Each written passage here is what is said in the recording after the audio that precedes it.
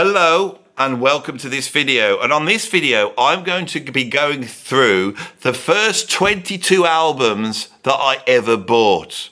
And I'm going to be telling you what I think of them now, whether I still own them now, whether I don't own them now, whether I then rebought them, what I think of them, how they affected me. This is a really interesting list for me that probably covers the first year or so of my journey into buying records. Now, you might say, how do you know, Andy? How can you possibly know what the first 22 albums were that you bought? And that's a very specific number, isn't it, 22?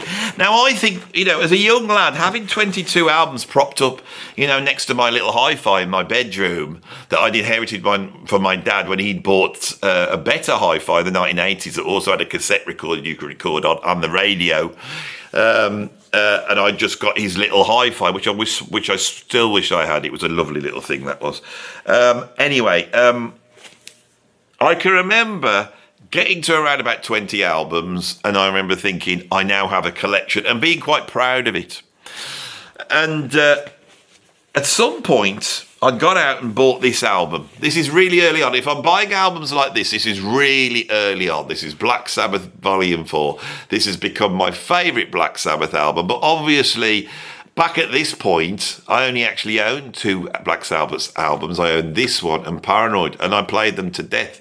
And of course, they are incredible albums, so this has become my favourite albums. And this is the thing, if I did a top 10 Black Sabbath albums or ranking, I'm probably going to have Volume 4 at the top. And the reason is because of owning it right at the beginning. So I was looking at this album the other day. It's a gatefold, but I feel like there's a photo of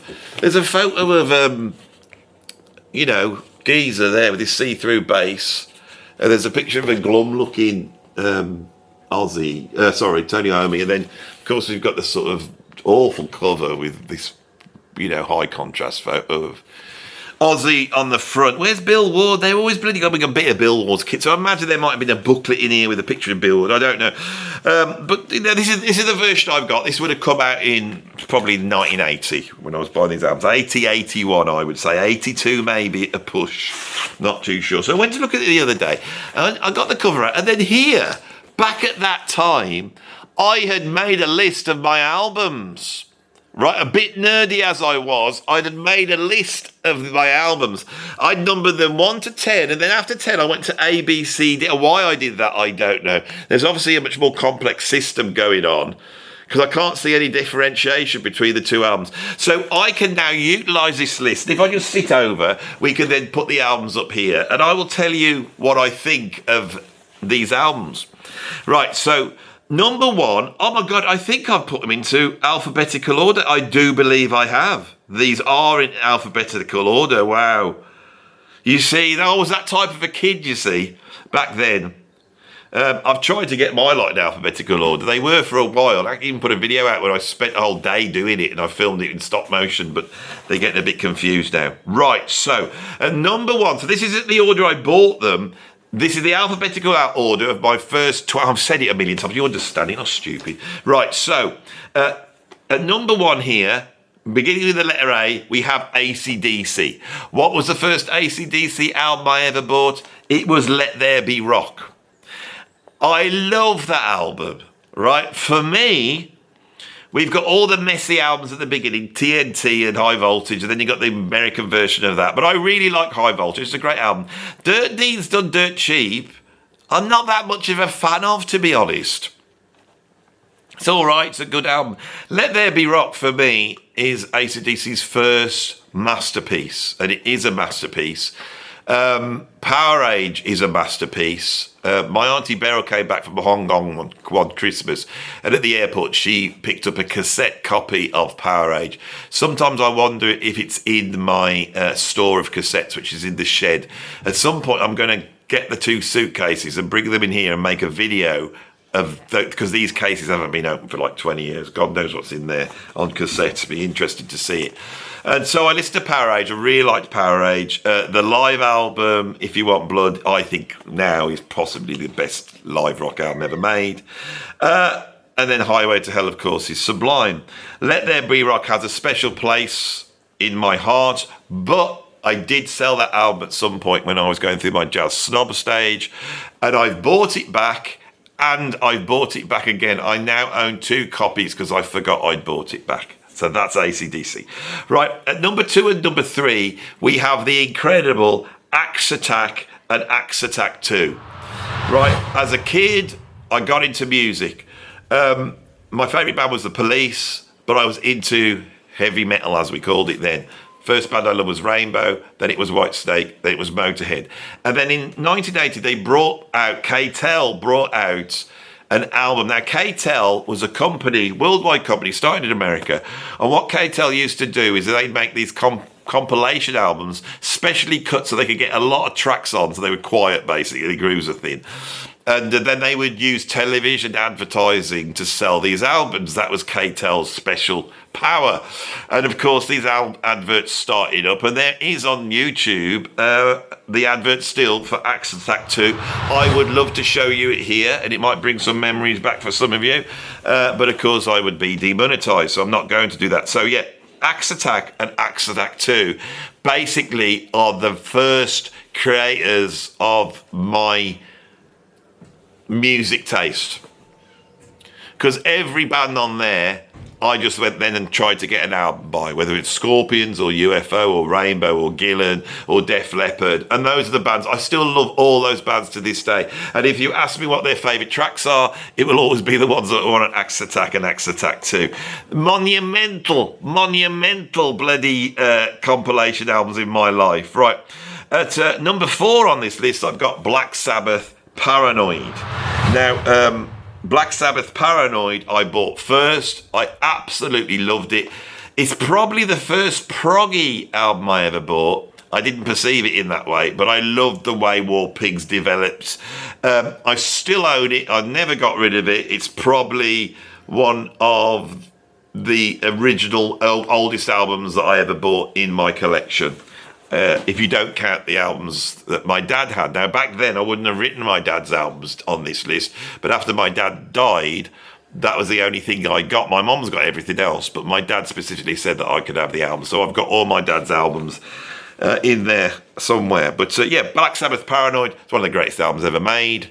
It's probably as great as Volume 4.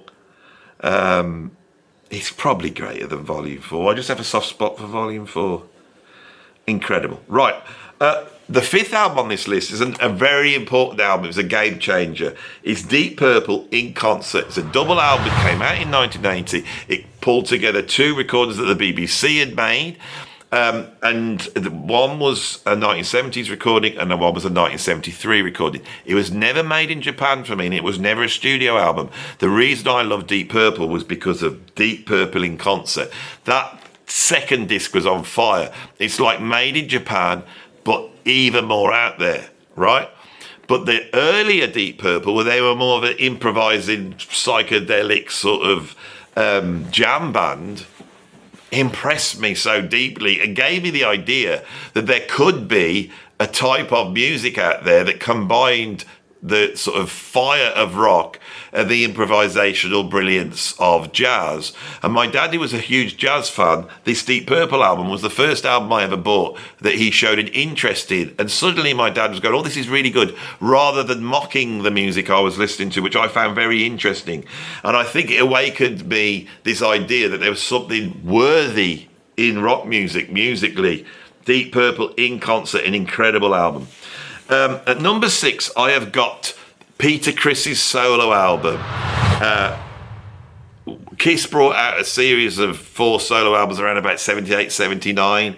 It's perceived that possibly the Ace Frehley one is the best one. Paul Stanley one is quite good. Gene Simmons is okay. The worst one is Peter Criss, which is surprising because he's actually a very good singer. I bought this thinking it was a Kiss album. I didn't know Peter Criss was the drummer. I just thought that was the name of the album. So I bought it and took it home. And for me, for many years, that Peter Criss album represented absolute shite in music. For me, it was my first mistake I ever made buying an album. Now, if I'd have bought a Kiss album, I don't think I would have been that happy with it. I loved Kiss. I thought they looked amazing. I'd even bought a Kiss poster and put it on my wall, right? I'd seen glimpses of them on various TV shows where they cropped up every now and then, right? And they sounded okay. They looked the part.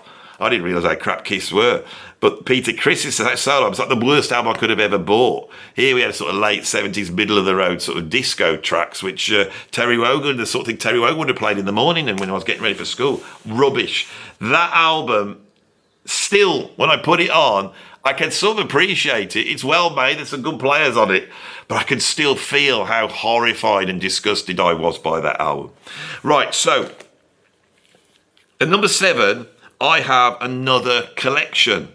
This is an album I wish I still owned. Obviously, I don't own the Peter Criss album. I lost that ages ago. I do own the Deep Purple album. Anyway, at number 7, I had the compilation album Metal for Mothers.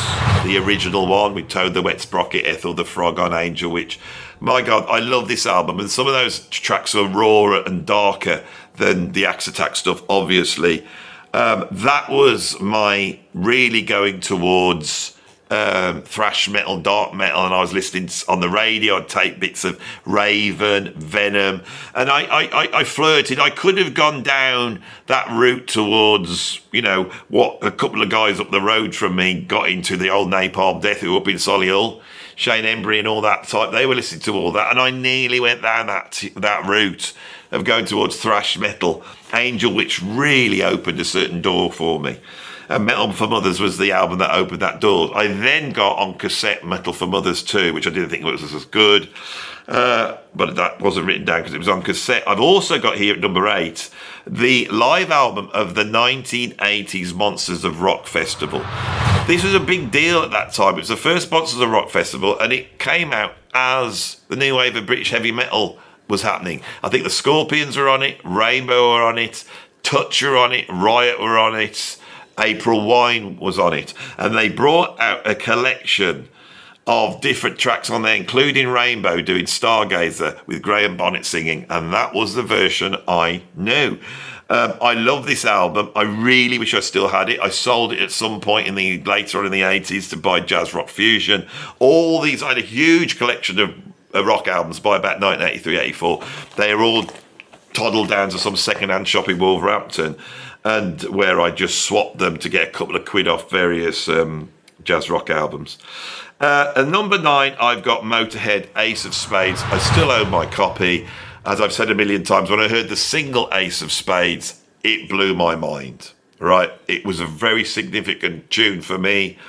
I love the aggression and the speed, and I loved Filthy Animal Taylor's incredible drumming. I just liked it. I loved it. I went to see them in 1982 on the Iron Fist tour, but that Christmas in 1980, I managed to pick up the Motorhead Ace of Spades album that I had along with the next album I've got here, which is The Police's Regatta de Blanc. I bought many of the singles throughout 1980, and I got those for Christmas. I remember I got that Christmas, my mum and dad bought me Motorhead Ace of Spades, Regatta de Blanc, and Cozy Pals Tilt.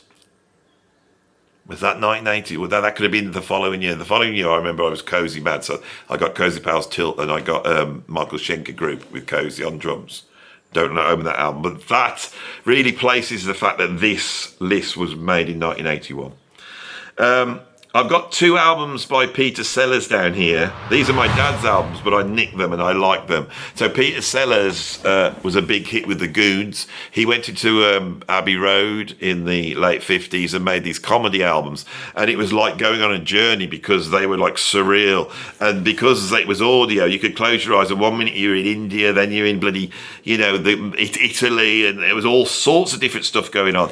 These albums were produced by George Martin, and the skills that he developed with those albums, combined with the love of the Goons that the Beatles had, and virtually every person working in rock music in the UK at that time, produces the sound of English rock. It really creates the Beatles sound, and it creates prog. So those albums, along with the Goons show, that was very, very important. Now, another fact I'll throw into the mix is John McLaughlin, who eventually becomes my overriding favourite musician, was actually playing guitar. The first gig he ever had was playing with the guy that wrote the music for the Goons. The Goons play a huge part in the development of rock music. So those albums are very important. Q, I've got a Queen album, The Game. Now, I love this album, and when I ranked the Queen albums a few years ago, got to this album, I realised it wasn't one of their best albums, but I really loved it. But the reason I loved it so much is because side one is really, really good. Side one is a really strong side with things like the track Play the Game, Dragon Attack, the disco one they did, another one Bites the Dust. Great. When you put it over onto side two, it's not quite strong, but it's really good. I love The Game. But not enough for Queen to become a band I would be into. I think if I'd have got, say, Sheer Heart Attack or Queen 2, I would have devoured them. It's only now, in the last few years, that I've realised that Queen really are one of the greatest rock bands of all time. Unbelievable.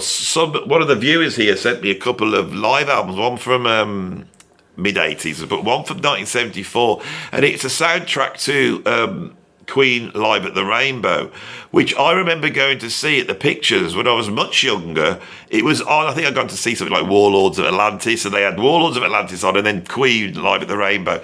And when I was a very young lad, 9, 10 years old, would have been 10 if it was when Warlords of Atlantis came out. When I was 10 years old, this was the most boring thing I'd ever seen in my life, is this bloody Queen documentary. I wasn't interested in it.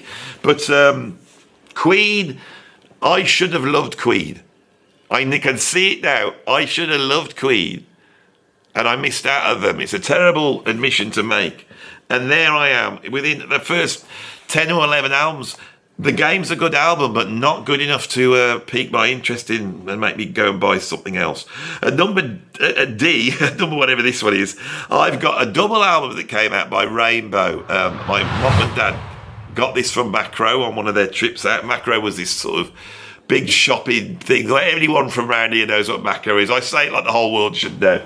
But anyway, it was like if you had a shop and you were VAT registered, you had a card, you could buy stuff a little bit cheaper.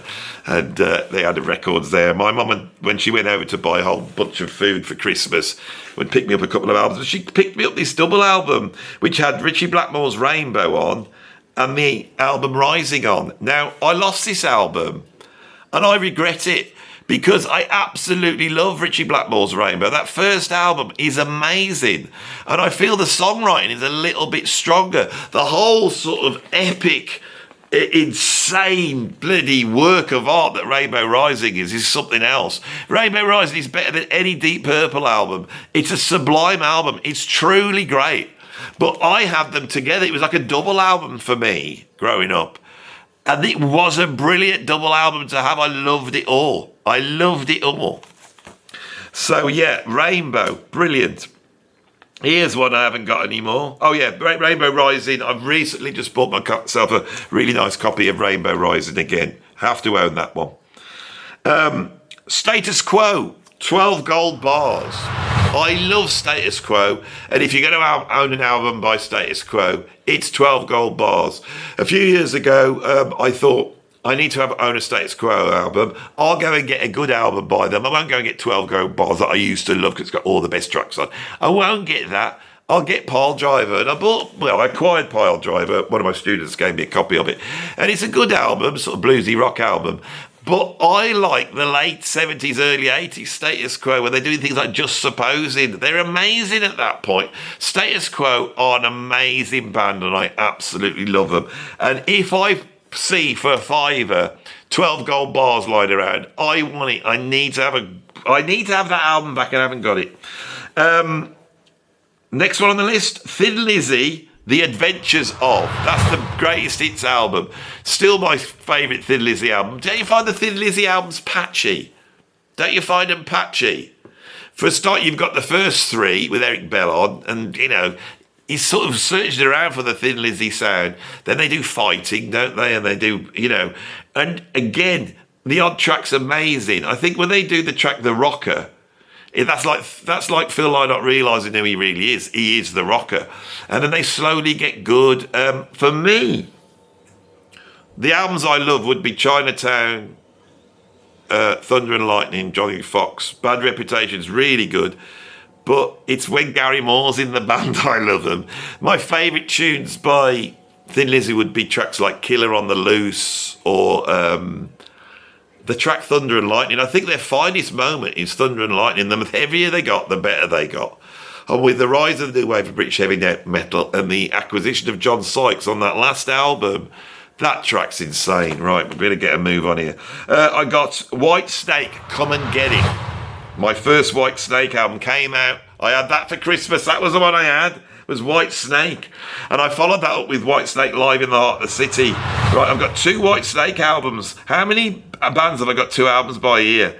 Well, I know I got the 2 Black Sabbath albums and 2 White Snake albums. I loved White Snake. I own 1 Led Zepp album at this point, Led Zepp 2. I'd also got an EP of Thin Lizzy, Killers Live. It's still my ultimate favourite. I never bought into the live album, Live and Dangerous. For me, it was this one, Killers Live.